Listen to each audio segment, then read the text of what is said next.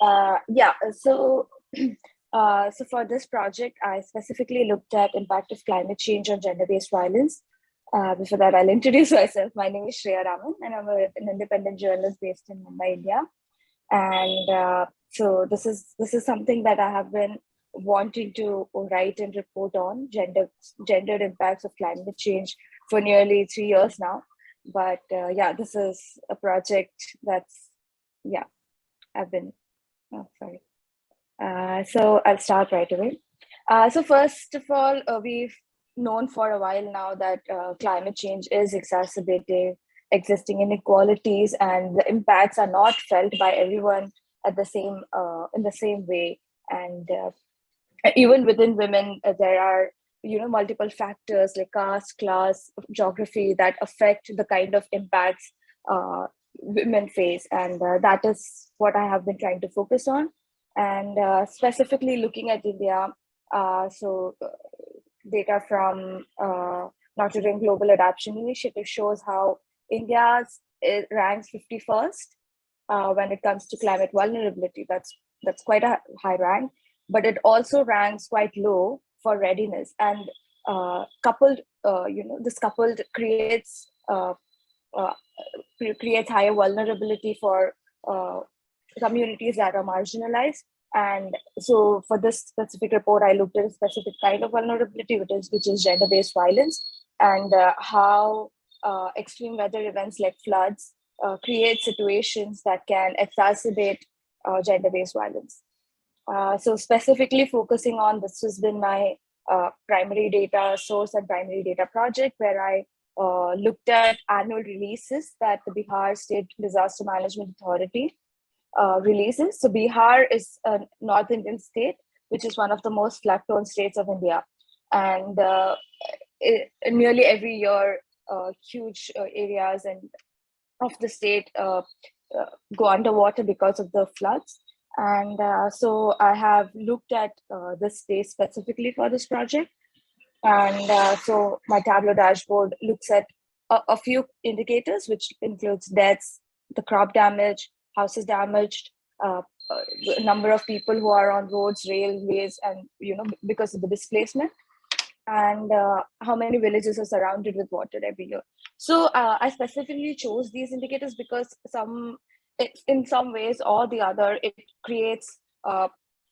impacts the kind of experience that women face, especially when it comes to safety and security.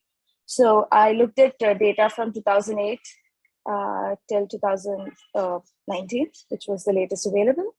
And so this dashboard is pretty easy to work with and look at what the state was for each year. And so, yeah, and my story, the story that I did for third poll starts in 2017 in Araria. Okay, so yeah, this is a story that I did for the third poll, which looks at the various ways floods in the state of Bihar is creating stresses for violence against women. So the main three findings through my ground reports and research analysis is that there are many ways that this is happening, and it's also very difficult to create causal relationships because violence in itself is multi-causal, but there are certain aspects and certain situation which is leading to which is causing situations which are which can be termed as stressors for violence against women. So the first thing and the most prominent one was that floods in the area are creating a preference for male children. So in a highly patriarchal society that Bihar is, what happens is there are certain flood mitigation tasks which are considered gender. So whenever the water starts rising, families leave their homes and shift to higher grounds. And when this happens, they created a tripod-like structure called machans, and this is considered to be a man's job. So when that happens, female-only households are at a disadvantage. So a study from 2016 found how when the enumerators and the researchers went there and asked communities which households are the most vulnerable to flood waters, and the answer was women-only households. And this has created preference for male children. And also the other way it creates preference for male children is in the area where floods affect livelihood so much. Many families, in many families, male children migrate to other areas and cities, which provide them with opportunities, and many families survive off that remittance. And I did meet women who told me that if they didn't have a male child after their husband died, they would have died. They wouldn't have been able to survive. And in a situation, and in many villages where women do not have many livelihood options, this kind of remittance is a major source of income. And and another way this floods have an impact on women is loss of livelihood. As I mentioned in my previous chart about estimated crop damage and the houses damage, and this creates a situation where families are putting in a lot of money for the farming and agriculture, but there's not enough profit, and in many cases there's a lot of loss. And dowry, and the other thing is also dowry. In all these villages and all these areas, dowry is high. There's a high prevalence of dowry, which has led to bride trafficking and early marriage. And the last thing is also about the displacement, which has also led to harassment and violence in camps and temporary shelters. So I wanted to talk about these issues through the people that I met. Her actual name I can't reveal because of the victim protection protocol, but in the story I've named her Hema. And so Hema's life has been impacted by floods in a very severe way. When she was a child, after class 5, she had to quit her education to take care of her mother who was ill.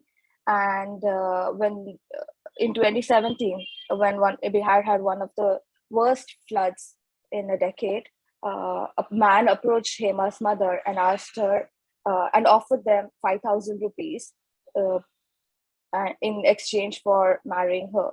And her mother then thought that, given the current situation and the struggle the family had to face in surviving, she thought this might be a better opportunity or a better situation for Hema.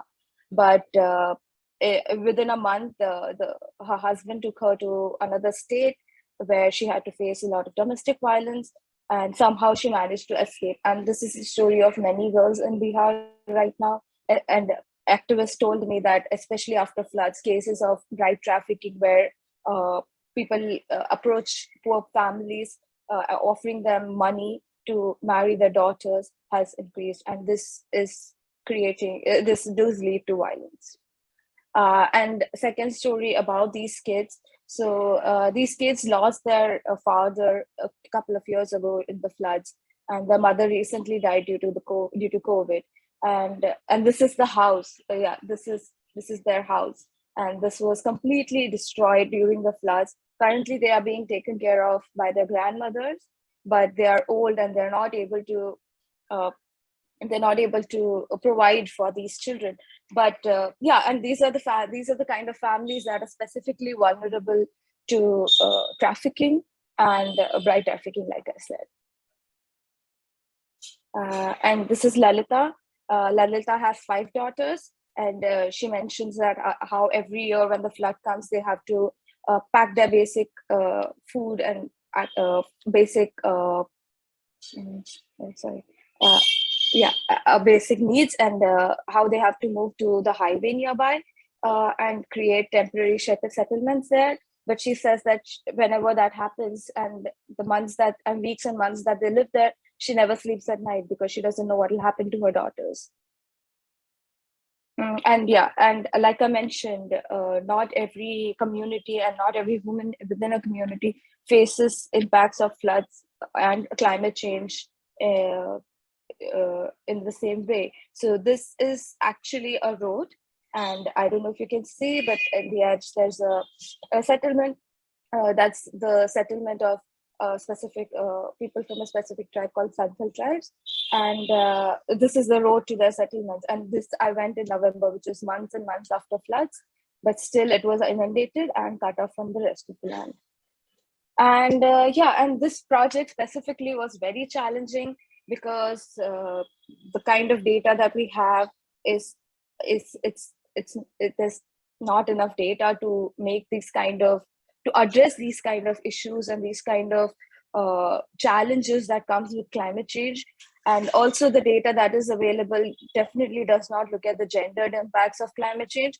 Moreover, it is inconsistent and and doesn't follow the same format, and that is what my biggest challenge has been. And last but not the least, I want to talk about why there is a need for looking at impacts of climate change from a gendered lens. And this is the state of policy in India right now. A parliamentary report that was released last year in August, which was on floods specifically and how to deal with floods, does not even specify women. There's not even one word. And so basically, of all the states in India, nearly half, 43% of the state action plans do not mention gender, and the impacts women face disproportionately.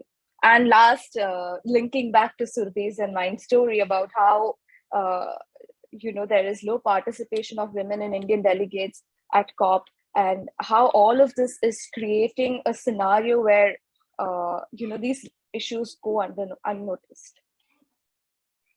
And that's it. Thank you, everyone. Thank you, Shreya. That was a really powerful